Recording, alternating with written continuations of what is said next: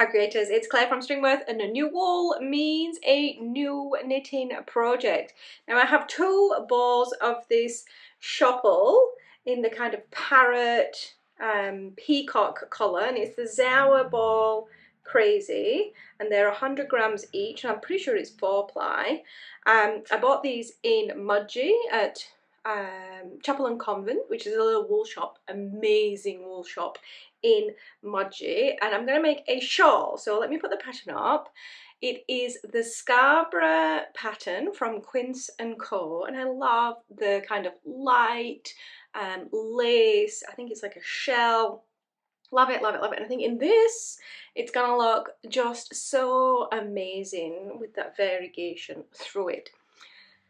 So I have started a little test just to try and get my head around the shell pattern, but this was probably a few months ago, so I think I will take this out and start again, just to have that kind of memory, muscle memory of what the pattern's like and how it shifts, because obviously it does kind of, I'm not sure if you can see that, it does move between the rows. The rows don't stack, they are offset. So the wool is 75% wool and 25% nylon. And then this is going to be my entry into the natural fibres section of the land competition for next year, which I made the big shawl for last year. They're kind of green, white, silver shawl. So I've never really knit a garment from a pattern.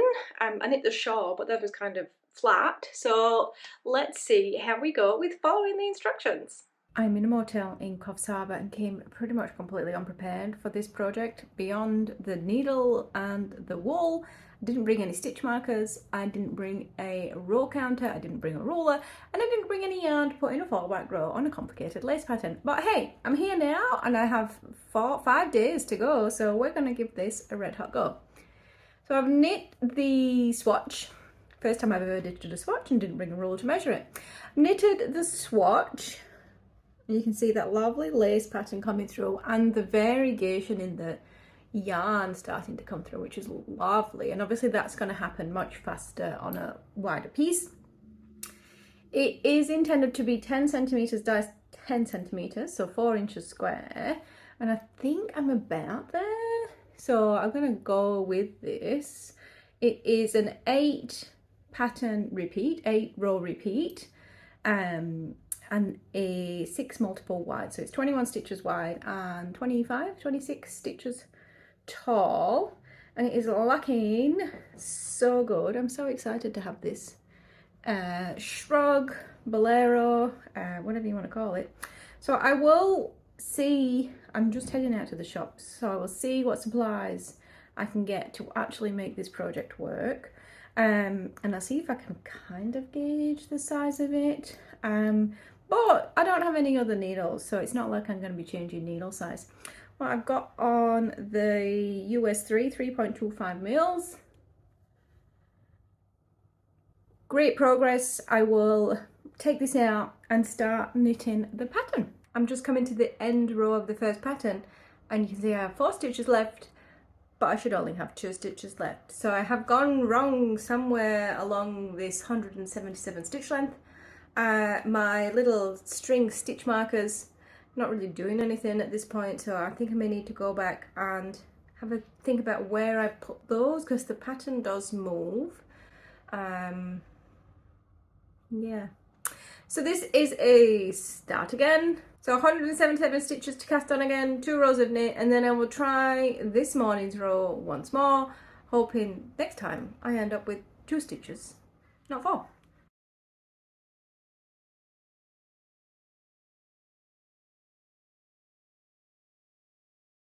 It is my last day in Coffs, and I thought I would show you how far I got.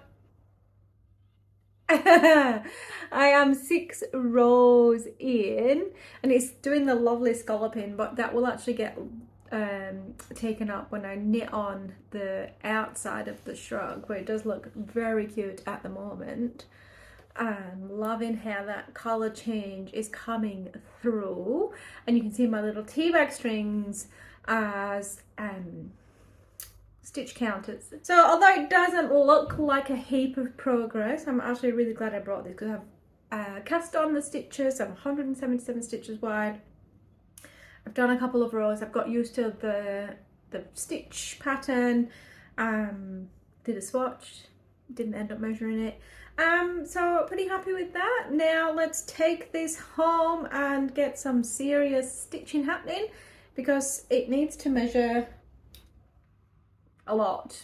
I don't even want to say how much because it is a lot. So I will come back to you when I've made some serious progress on getting some length into this knit.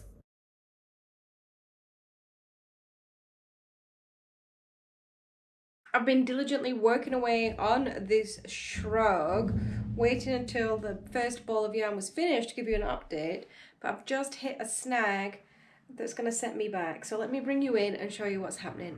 This is potentially going to be really hard to see on camera, but if you see the lace scallops on this side, you can see that they're raised on this side and the halving stitches on the back, except when I get past this purple line, and then the lace stitches are on the back.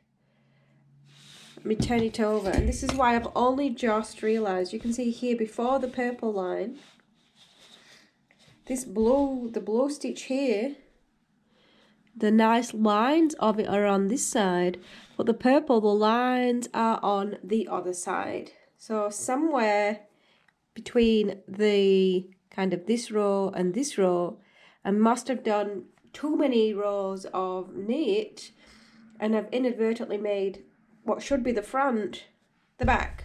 And what does that mean? It means I have to pull it out. And I'm probably just going to pull out the whole thing because it's going to be really difficult to try and pick up stitches somewhere here in the middle. So really discouraging. I've been diligently working away on this.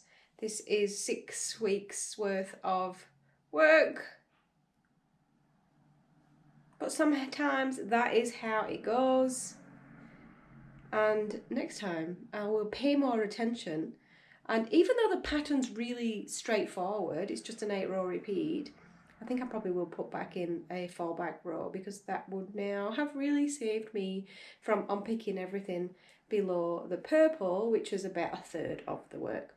So you will have to stick around on the channel a little bit longer to see how this shawl turns out. I am loving the colour change. It really just incredible wool. I think that's going to look incredible on. But yeah, a little bit further away than I hoped it would be.